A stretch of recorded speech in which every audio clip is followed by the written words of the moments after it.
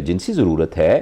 بچے کو یہ بتانے کی ضرورت ہے کہ یہ بھی اسی طریقے سے ایک فزیولوجیکل کام ہے، یہ کوئی گندا کام نہیں ہے، یہ کوئی گندا کام نہیں ہے، یہ کوئی غلیظ کام نہیں ہے، لیکن یہ کام اتنا سینسٹیو ہے کہ جس طرح کھانے پر کوئی لمیٹیشن تھی، جس طرح پیشاب پخانہ کرنے پر اس کی لمیٹیشن بہت زیادہ ہے، بالکل ایسا، ادروائز یہ غلط چیز نہیں ہے، مگر اس کی ایک لمیٹیشن ہے۔ اس کے لیے اللہ تعالیٰ نے یہ کہا ہے کہ آپ اس ایکٹیویٹی کو اس کے ساتھ کر سکتے ہیں جس کے ساتھ آپ کا نکاح ہو جائے، جو آپ کی وائف ہو اس کے ساتھ۔ تو اس طریقے سے چھوٹے بچوں کو ہی دیکھنا، بچہ اس بات کی لمیٹیشن کو سمجھتا ہے کہ بیٹا کھاتے وقت چپ ٹپ ٹپ ٹپ ٹپ ایسے نہیں کرنا، بالکل، اچھا کھاتے وقت جو ہے آپ نے ہاتھ دھو کے کھانا ہے، اچھا کھانا کھانے کے بعد آپ نے الحمدللہ کہنا کھانا سے، تو ہم بچوں کو سکھاتے ہیں، ہم بچے کو نیپی کی ٹریننگ دیتے ہیں کہ یہاں نہیں کرنا وہاں نہیں کرنا۔ تو اسی طریقے سے جنسی تربیت کو اگر ہم ایک نارمل فزیولوجیکل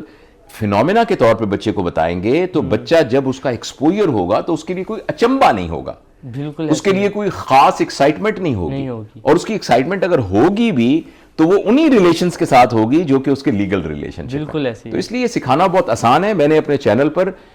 دو بچوں کو بٹھا کر، جو ہمارے بچے تھے دو، ایک بیٹا اور بیٹی، میری ایک عزیزہ ہیں، ان کے بچے تھے، ان کو میں نے بٹھا کے